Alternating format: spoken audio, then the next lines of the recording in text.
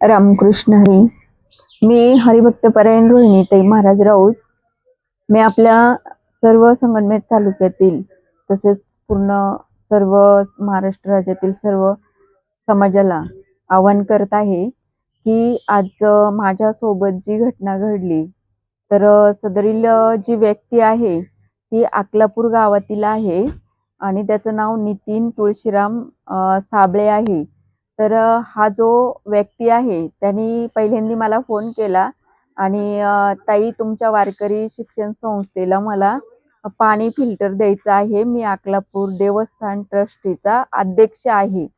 तर आमच्या ट्रस्टीच्या वतीने मला वारकरी शिक्षण संस्थेला पाणी फिल्टर द्यायचं आहे. तर तुमचा एखाद्या महाराजांचा नंबर द्या मला. तर मी आमचे हरिभक्तपरायण आमचे गुरुबंधू सुनील महाराज पवार यांचा नंबर दिला. तर त्या व्यक्तीने सुनील महाराजांना फोन केला, माझं नाव सांगितलं, रोहिणीताई ऐकून नंबर घेतला, त्यांना फोन केला. पाणी फिल्टर आमच्या ट्रस्टीच्या वतीने द्यायचं आहे देवस्थान ट्रस्टीच्या. आणि पाणी फिल्टर त्यांचं नाव वगैरे विचारून सगळं काही घेतलं आणि तुमच्या नावाने बुक केलंय.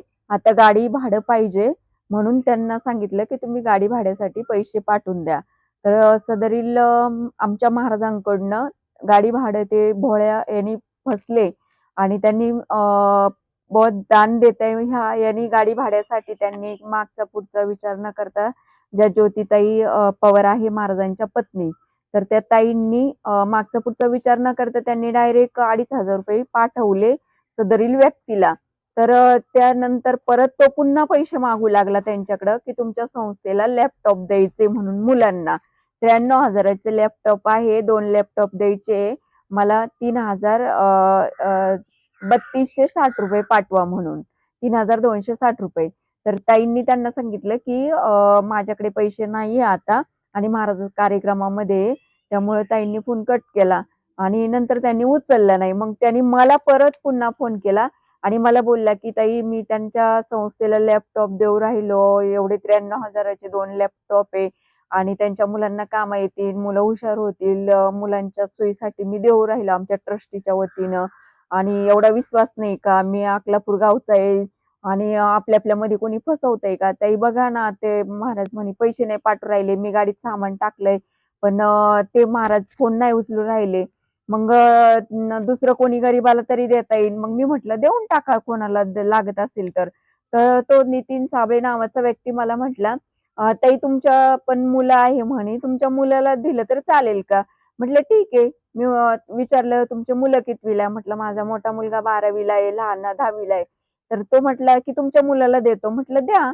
आणि मग तो फोनवर बोलत असताना मला फोन पेला त्याने स्कॅनर पाठवलं आणि फोनवर बोलता बोलता तो मला म्हणतो की अगोदर तो बोलत होता फोनवर की ताई तुमचे कीर्तन खूप छान असतात, तुम्ही छान कार्यक्रम करताय, मी तुमचे कार्यक्रम ऐकलेले, मी तुम्हाला खूप ओळखतो आणि मी तर काही लांबचा नाही, मी इथला जवळचा अकलापूरच्या देवस्थान ट्रस्टचा अध्यक्ष आहे. पण बघा ना त्या महाराजांना लॅपटॉप देतो ते घेत नाही, मग आता तुमच्या मुलाला घ्या देतोय मी. आणि असं बोलता बोलता तो म्हणतो ताई तुमच्या व्हॉट्सअपला मी स्क्रीनशॉट पाठवले. माझ्या मुलाचं नाव विचारून घेतलं त्याने अगोदर.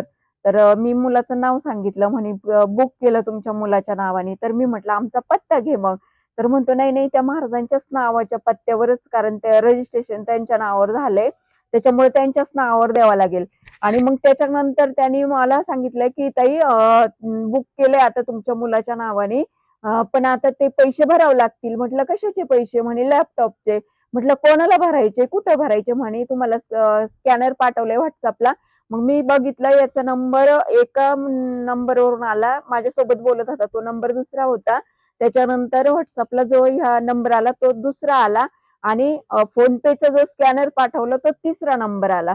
मग मी म्हटलं ह्यो जर ट्रस्टीचा अध्यक्ष असेल आणि ट्रस्टीच्या तर्फे जर हे मुलांना गरीब लोकांना देत असतील किंवा वारकरी संप्रदायाला जर देत असतील, मदत करत असतील, तर मग पैसे कशाचे मागताय किंवा एवढे नंबर कशाला बदलताय?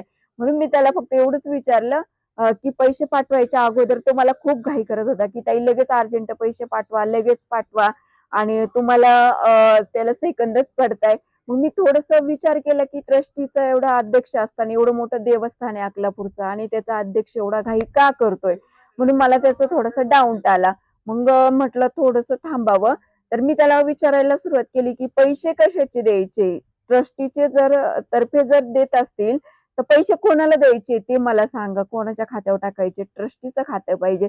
तेव्हा तो म्हटला, "ताई आता मी काही बोलू शकत नाही. माझा कॉल ट्रॅक होतोय. मी ट्रस्टीचा अध्यक्ष असल्यामुळे माझ्यावर जबाबदारी आहे. मला फोनवर जास्त बोलता येत नाही. तुम्ही पहिले पैसे टाका. मी तुम्हाला नंतर सांगतो सगळी माहिती." मग मी फोन पेवर गेले तर बघितलं तर त्या नंबरवरून मला लगेच हाय पाठवलेला होता फोन पेला. आणि मी म्हटलं एवढं डायरेक्ट ज्याचा स्कॅनर पाठवलाय त्या नंबरवरून स्कॅनरला पैसे पाठव म्हणतोय फोन पेला हाय आला, म्हणजे मला आणखीन शंका वाढली. फोन पेवर जाऊन मी रक्कम टाकली होती, पण ओके करायचं तर मला त्याचा डाऊट आला. तो खूप गोड बोलत होता. पण जरी जवळचा व्यक्ती असेल तरी विश्वास न ठेवावा हे आपल्याला शिकवण आहे. म्हणून मी टाकलेली रक्कम कॅन्सल केली आणि त्याला एकच सांगितलं, की "दादा माझ्या फोन पेला प्रॉब्लेम आलाय. फोन पे चालत नाहीये.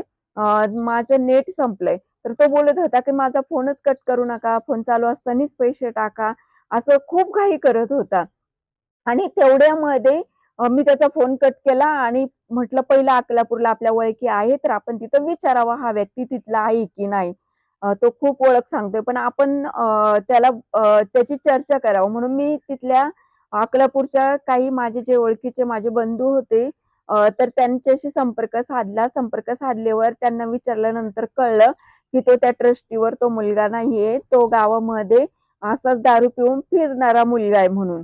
तेव्हा मला माहिती कळाल्यानंतर त्या मुलाला तेवढ्यामध्ये मी फोनवर बोलत असताना अकलापूरच्या आमच्या एका दादाबरोबर, त्याच वेळेस त्या मुलाचा फोन आला. मी त्याला कॉलवर घेतलं, तर त्या दादांना सुद्धा तो एवढा फिरवत होता त्यांच्या गावातल्याच. त्यांना अन् मला बोलूनच देत नव्हतं. मी सगळे कॉल रेकॉर्ड केलेले आहे. माझ्याकडे सगळे पुरावे आहे. आणि जी व्यक्ती जिच्या खात्यावर पैसे टाकायला सांगतोय, ती बारामतीची व्यक्ती आहे, असं त्याचा फोन आला मला रात्री 11:30 वाजता. टोटल माहिती त्यांनी त्या फोनवर मला दिलेली. कंपनीत जॉबला आहे वगैरे. त्या पैशाचं त्यांनी दारू पिलं हे पण कॉल रेकॉर्डमध्ये आहे. आणि सदरील व्यक्ती मला परत पुन्हा म्हणते, "तुम्ही मला पैसे पाठवा जाण्या-येण्याचे. मी तिथे येतो. माझे पैसे कुठं-कुठं खर्च केले ते तुम्हाला तिथे येऊन दाखवतोय." म्हणजे परतही पुन्हा माझ्याकडे पैसे मागत होते ते. तर मला फक्त एवढंच सांगायचं आहे, आपल्या तालुक्यामधील सर्व लोकांना मी त्या मुलाच्या आईला पण फोन केलेला. त्याच्या आईबरोबर पण बोलले.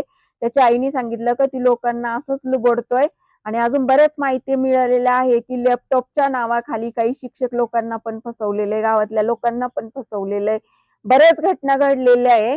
तर जरी कोणाबरोबर अशी घटना घडली असेल, अकलापूरचा नितीन तुळशीराम साबळे नावाचा व्यक्ती आहे. तो जर कोणाला फसवत असेल, कॉल करून जर लॅपटॉपचं नाव घेऊन, पाणी फिल्टरचं नाव घेऊन किंवा अनेक गोष्टींचं नाव घेऊन जर तो फोन करत असेल, ऑनलाईन पैसे मारा म्हणत असेल, तर सगळ्यांनी ह्या गोष्टीपासून सावध राहिलं पाहिजे. आणि जर कोणाबरोबर अशा गोष्टी घडल्या असतील, तर त्यांनी स्वतःहून मी आवाहन करते, घारगाव पोलीस स्टेशनला ह्या हद्दीतले लोक असतील, तर त्यांनी ह्या हद्दीत येऊन घारगाव पोलीस स्टेशनला पी-एस-आय थोरात साहेबांना भेटावं किंवा मला कॉल करा. मला माहिती द्या. कारण सदर व्यक्तीवर कायदेशीर कारवाई होणं फार गरजेचं आहे. म्हणून सगळ्या विनंती आहे बंधू-भगिनींना ज्यांच्याबरोबर अशी घटना घडली असेल, तर त्यांनी इथं पोलीस स्टेशनला माहिती कळवा.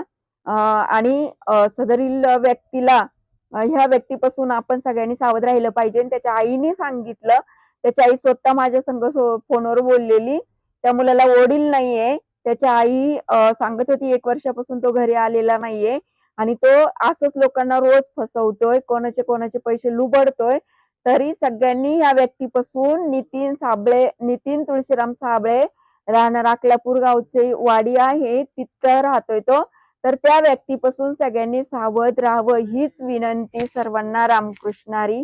आपलीच हरिभक्त परायण रोहिणीताई महाराज राऊत.